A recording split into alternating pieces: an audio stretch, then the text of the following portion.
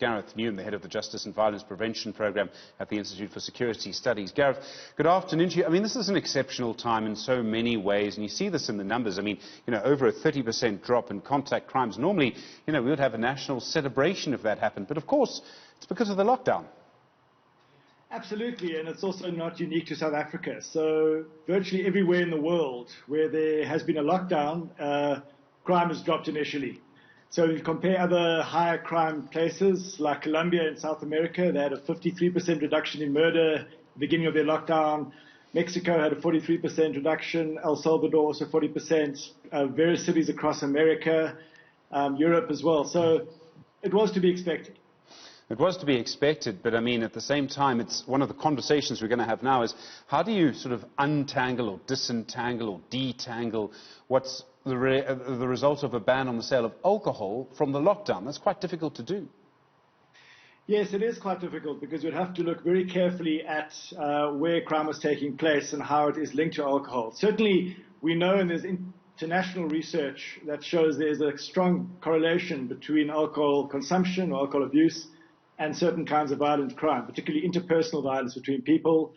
And but when you're looking at these high-level figures, it's not easy to say that this is all alcohol necessarily. So in certain places, there would have been a big reduction in violence probably associated with alcohol, but we'll have to do a lot more detailed analysis and research into this to really figure out what the proportion of the reduction is because of the alcohol and not because of other factors, such as not being allowed to move around and the closure of bars and taverns, where it's more about people engaging while drinking as opposed to just drinking. Okay, I mean, at the same time, and there's actually breaking news on our screen now about a cabinet meeting tomorrow. We understand that the issue around alcohol will be discussed there. It is true, isn't it, that most murders in South Africa happen on Friday and Saturday nights, and that'll feed into a debate around whether we should stop the sale of alcohol on Fridays and Saturdays.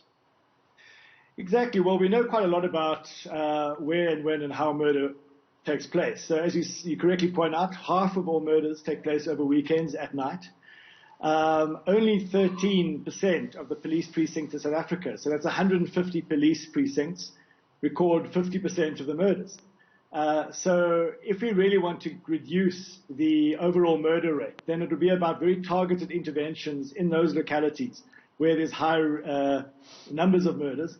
But you'd also need to understand what's driving murder, because if you look at the crime reports, sometimes it's about interpersonal conflict that results in a murder. Sometimes it's about armed robberies. Sometimes it's vigilantism, or it's taxi violence or gang warfare. So different places will have different factors driving their murder rate. So it will need a very local intervention. It's not something you can say at a national level, we're just going to ban alcohol, or we're just going to have more police patrols, and that will necessarily reduce murder in those high murder areas. And of course, a ban on alcohol leads to all of these liquor stores, over 1,200 of them being attacked. I mean, we haven't yet seen, well, I mean, we sort of have, but we haven't yet seen what I'd call parallel illicit syndicates selling alcohol. But if you keep a ban on alcohol for too long, that, I imagine, would emerge.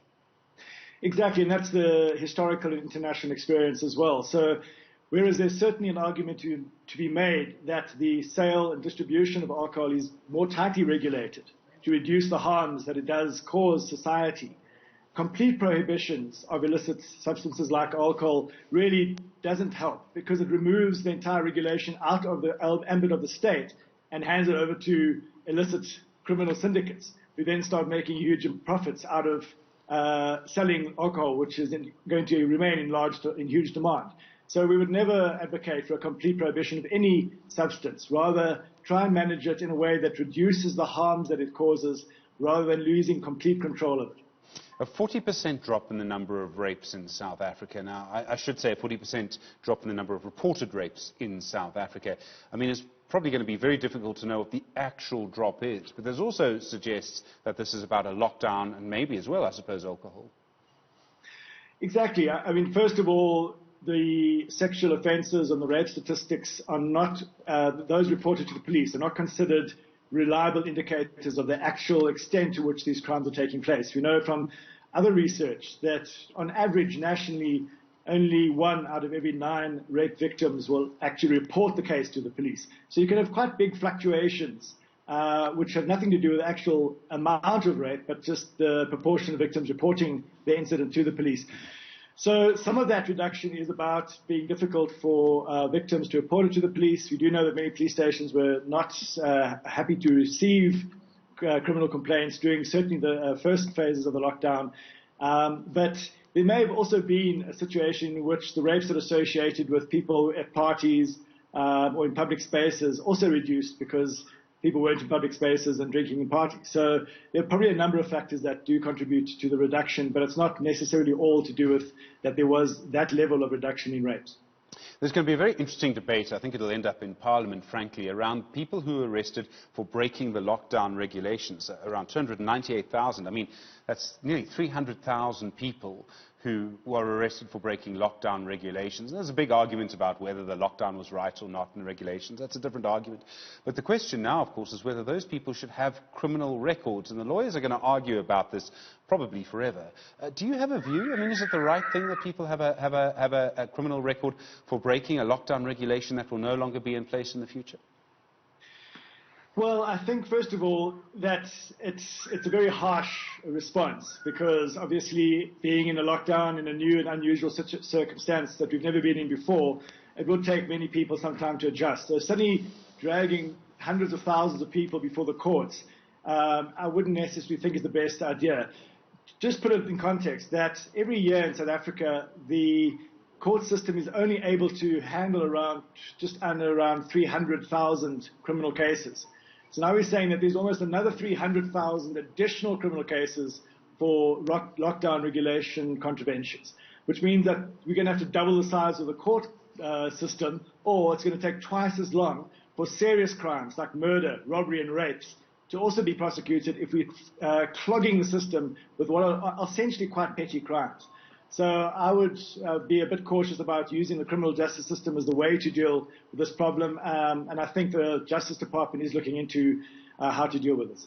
There's a much bigger conversation as well about crime statistics. The first time that they've been released quarterly, and I know, Gareth, you've been a strong proponent of this, that we shouldn't just be releasing them every year. We need as much information as we can get. Is quarterly actually enough?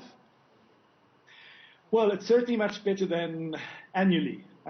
Typically, the annual crime stats were released in September, but they were only for the period April the previous year to March that same year. So they were already 6 months out of date.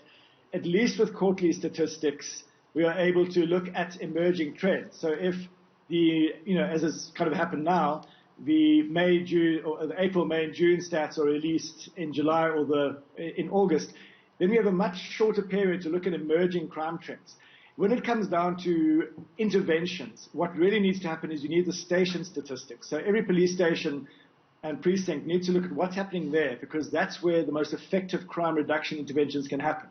And so ideally, you could even release them monthly. Every police station could print out the monthly statistics at the end of the month and the first of the next month, put them up in the client service center with a comparison to the same month the previous year.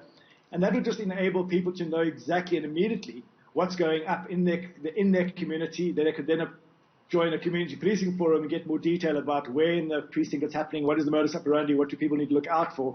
Then when you develop an intervention, you only have to wait 1 month to see if it's working or not. So certainly quarterly is a much bigger improvement, and we certainly welcome this, and will probably play a much better role to enable people to know what to do and how to respond to the crime problems in the areas. But ideally it's monthly, at least at the station level.